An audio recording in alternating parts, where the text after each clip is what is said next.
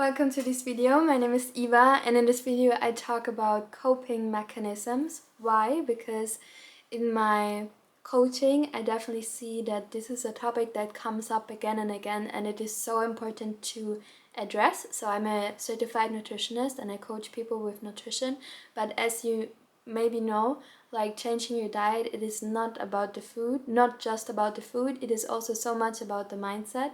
And I definitely help people to recognize some unhealthy coping mechanisms. So I will give some examples of unhealthy coping mechanism with an example. So imagine you're a person, you work at a job and you hate that job. You really do. It sucks the life out of you. So each day when you come home, you're just so depressed from this job, but you know that you have to do this job because you need to pay your bills.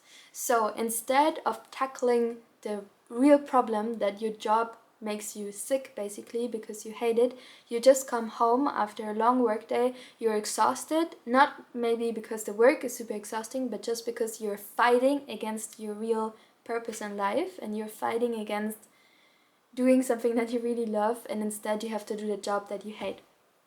So unhealthy coping mechanisms, some examples would be you come home from work and you just don't want to feel, you want to numb out, you don't want to talk, you don't want to nothing, so you go to the fridge, and then maybe your coping mechanism is food. So whatever is in the fridge, you just eat it, no matter how many calories, no matter unhealthy, healthy, what it is. It's not really about the food. You don't even maybe taste the food. You're just in a state of numbness. You just want to numb.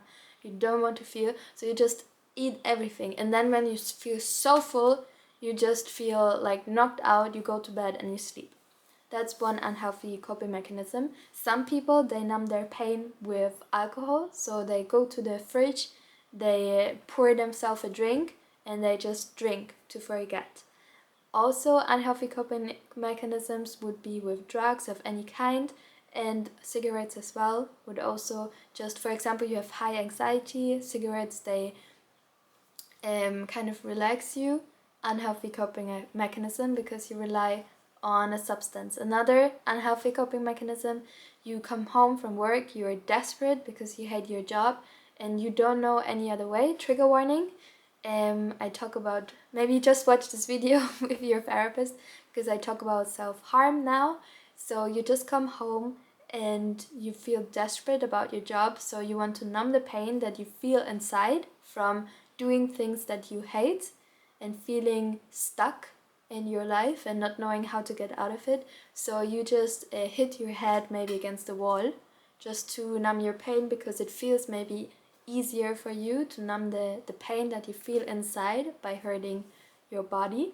Another unhealthy coping mechanism would be just like using video games or movies or series as a way to avoid. So each night you just come home, you watch TV and you go to bed, because you don't want to deal with the real issue that your job is not fulfilling you. Another unhealthy coping mechanism is negative self-talk. So for example, you hate your job, you don't know how you can improve the situation, so you're just in a very negative state. And for you, what feels easier is to hate yourself, because it gives you some kind of relief. If I hurt myself, like physically and emotionally, it will maybe make it less painful. Another unhealthy coping mechanism would be too much sex. So for example, sex can also be used as a form of avoidance. So for example, you feel so much pain within you, so much hate within you, so you use sex as a coping mechanism with maybe different guys or girls or men, women. Another unhealthy coping mechanism would be isolating yourself. So for example, you feel desperate in your job and you just have no energy. You're in such a negative spiral, so you don't want to see anyone. You just come home, maybe you live alone at home, so you just go in bed and sleep and wake up the next day. That would be some examples of unhealthy coping mechanisms. There are a lot more, but these are common ones that I observe and also talk with my clients. Now, it is really important, and I also talk about this with my clients, to remember that those coping mechanisms are not you. Like, you're not a terrible person for example, using those unhealthy coping mechanisms as a form of avoidance. It's just something that you maybe have learned, and you maybe never have learned what healthy coping mechanisms is.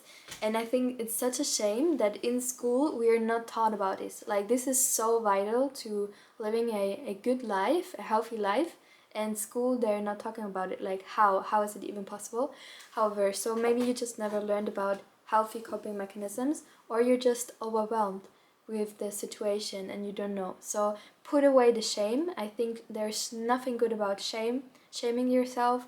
There is so much, and I really emphasize this as well with my coaching clients, to have a compassionate view towards yourself and to really say, okay, I might have those unhealthy coping mechanisms. In my case, some of my clients, they use food in order to cope with unhealthy situations.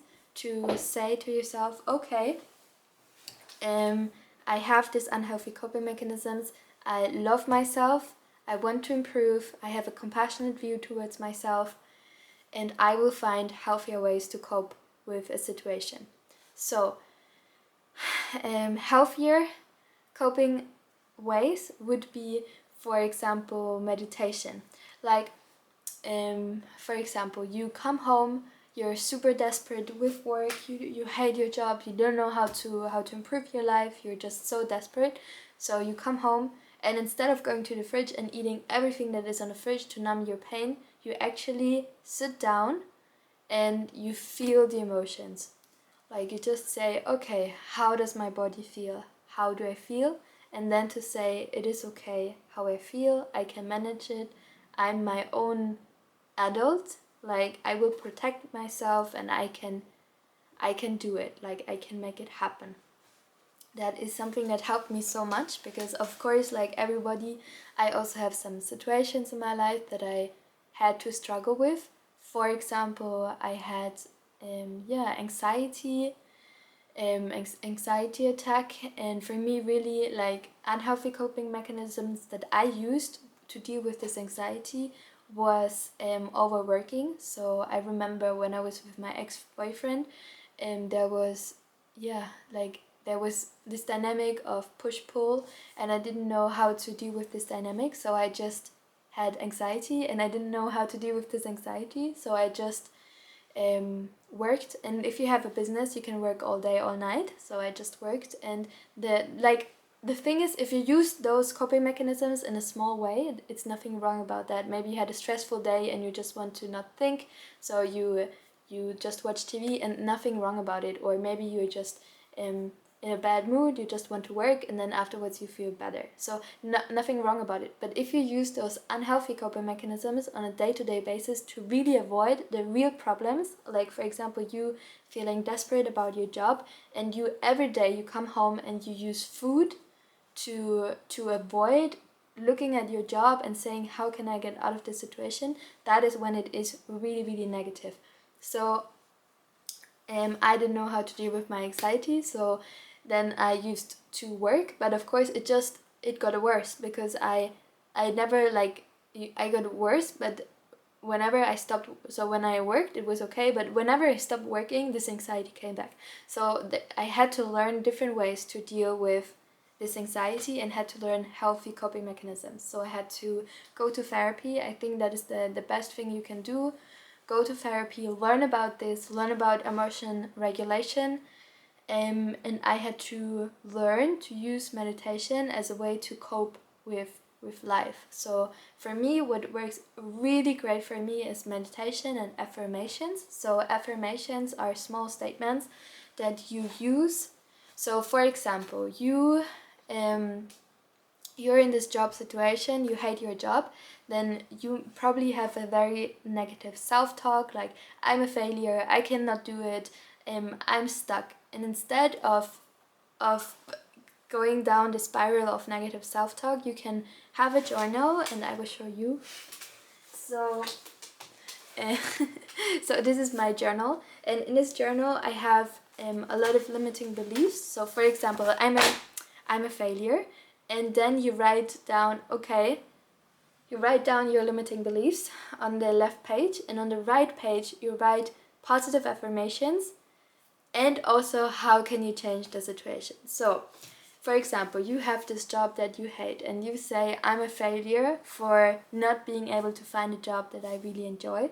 So you write that down on the left page. On the right page you write down, I have achieved certain things. I know that I can achieve more. I'm a person who's trying a lot. I'm very ambitious. I can do it. And also find some ways to change maybe the situation in a compassionate way. Maybe you can say, okay, right now, can I quit my job right now? No, because I haven't saved up enough money. But I live alone in an apartment. Maybe if I would live again with roommates, I can save up money so that I can have more time, so that I can quit my job and find a new job. So the step would be to minimize your cost and to say, okay, I'm not gonna go on vacation and I'm moving in back with, for example, my parents, or I'm moving back with roommates so that I can cut down cost, so that I can have more savings, so that I can quit my job and find a new job. Or maybe you already find a new job while you are working at your old job. Just write down steps to get out of this rut, to get out of this negative self-talk. That is so important. So write down those steps and also write down positive affirmations like, I can do it, I'm strong, I'm capable. And the next step would be as well to meditate on that. So to have that affirmations like, I can do it, and then you meditate and you say, you breathe and you really let it sink in that you can do it. Or for example, you use food as a negative coping mechanisms, and to really meditate on it and say, I can change my diet, I can lose weight, I believe in myself, I am doing great. To really meditate on it is so important, to really let it sink in your body and in your subconscious mind, right? So that is really great coping mechanisms that I use: meditation, positive affirmations, and journaling. Amazing. Another healthy coping mechanism is movement, and this can also be used as an unhealthy coping mechanism if you, for example, use sports to get control over your life. That would be unhealthy, but you can use it in a healthy way to just, for example, you feel super stressed and then you just work out, or you just dance in your room, and you can release all of those emotions with movement, because a lot of emotions are stored in your body, and you can release them with exercise. That is really great. Another really great coping mechanism that helps me is to talk with a loved one about it, because for me, I think when I talk. Like some people, they think but in my head is really like this, but when I talk with people, it's so much easier for me to clarify certain things. So if you can talk with another person, if there's no other person, talk with yourself. Also, what really helps me is, that's called co-regulation, to hug a different person. Maybe you have a loved one and you can say, hey, I feel so sad, can you just give me a hug? That would really help me. Or if you're alone, you can give yourself a hug. And you can also imagine that someone that you love gives you a hug, because our brain, for example, if you think that you are hugged, it can really already, your brain might not differentiate it so easily, so it can actually really feel like you get a real hug. So that can be really great, to just imagine people taking care of you. Also, what can really help is obviously therapy. Therapy is the best thing. Do therapy, and also, let me just check if I said everything. Yeah, also to go for a walk. That can also help a lot. So just go for a walk, maybe if there's sunshine, go out in nature. And there's so many more healthy coping mechanisms that you have to find with yourself. I think there's not one that works for everyone. I think everyone needs to find what healthy coping mechanism work for them specifically, and I think also people have different life situation, different trauma, etc. So definitely talk with a mental health professional and find out what specific healthy coping mechanisms work for you. So yeah, so this is about coping mechanisms. It's really interesting in my coaching that actually, yes, it is about nutrition, but there's also so much psychology in my coaching sessions, and I think it's quite fascinating, right? Like, it's not, if you change your diet, it's about the food. It's a huge compartment about food, but there's also a lot about psychology that goes into it. Yeah, so what I want to end this video with is, and that I always say that to my clients, don't be ashamed of yourself and of your unhealthy coping mechanisms. It's just something that you have learned, maybe it's like an unhealthy habit that you have, but it doesn't, like, if you use, for example, food as a coping mechanism, is something that you learned already maybe in childhood. It's a bad habit, but it doesn't mean that you're a bad person and you can change it. So I believe a lot in yourself. I believe a lot in you, and I believe that you can do it.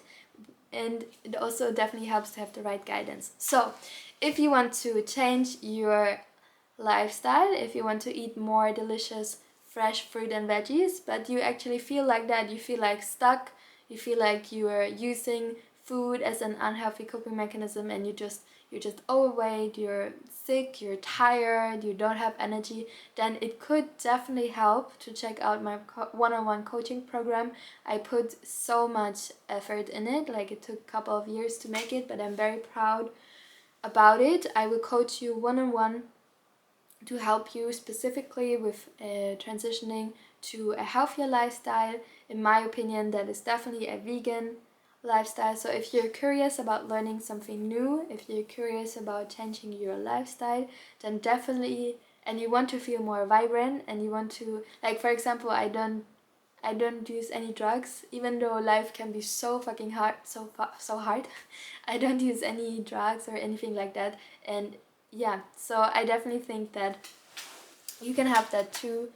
And I definitely think that changing your diet, eating a lot more fresh fruit and veggies is amazing. So if you're interested in that, definitely check out my coaching program.